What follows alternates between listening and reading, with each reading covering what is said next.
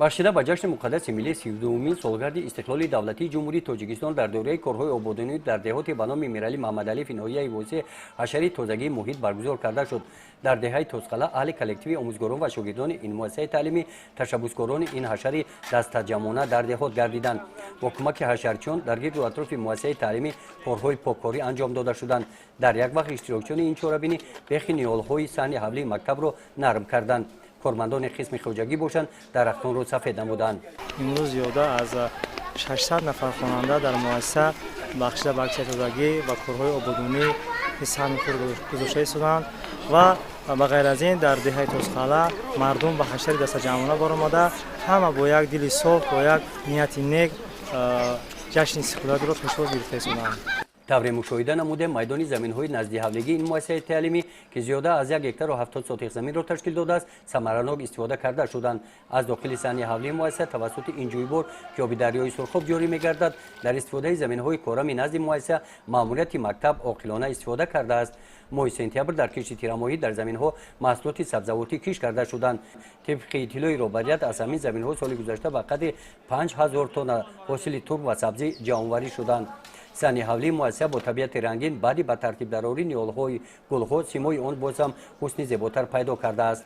мо насли ҷавон имрӯз хушҳол аз он ҳастем ки дар муассисаи таълимии мо аксияи тозагӣ баргузор гардид ки ин аксия бахшида ба 32-ум солгарди истиқлолияти давлатӣ мебошад ва ман худ шахсан хеле хушҳол ҳастам ки дар аксияи тозагӣ иштирок варзидам ва саҳми худро дар ободонии мактаб гузоштам ва мо ҷавонон ваъда медиҳем ки ҳамасола чунин аксияҳо дар муассисаи мо баргузор гардад ва мо саҳми арзандаи худро гузорем.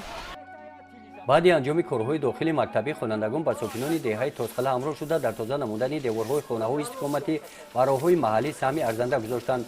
як қисми ҳашарчиён дар тоза кардани канали байни деҳа иштирок карданд. ин канал солҳои 60-уми асри гузашта сохта шудааст. бошандагони 700 хоҷагии деҳа заминҳояшонро тавассути оби ҳамин канал обёрӣ менамоянд. деҳаи Тозқала асосан шуғли сокинонаш деҳқонӣ аст. сабзии минтақаи Кӯлоб таври худи сокинон мегӯянд дар ҳамин ҷо истеҳсол мегардад. дар ҳашари тозагии муҳити зист техникаҳои боркаш ва дигар техникаҳои соҳаҳавӣ ҳам барои кашонидани партовҳо ҷалб гардиданд. дар ин ҳашар дар қатори мардон занон ҳам саҳми худро гузоштанд. мо барои ободонии қишлоқмон имрӯз аз ҳисоби рушди чарогоҳ техникаҳоро гирифта ҳамин кӯчаи марказиро ба тартиб даровардем.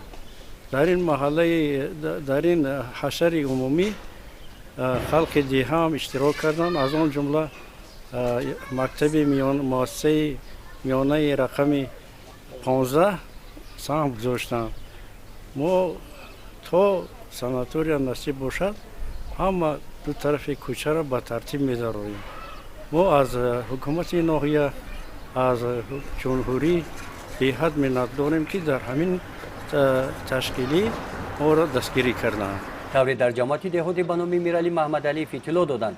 дар дигар деҳотҳои ҳудуди ҷамоат бахшида ба истиқболи арзанда аз ҷашни 35-солагии истиқлолияти давлатии ҷумҳурии Тоҷикистон аксияҳои тозагии муҳит бо иштироки сокинон вусъати тоза пайдо намуда истодаанд.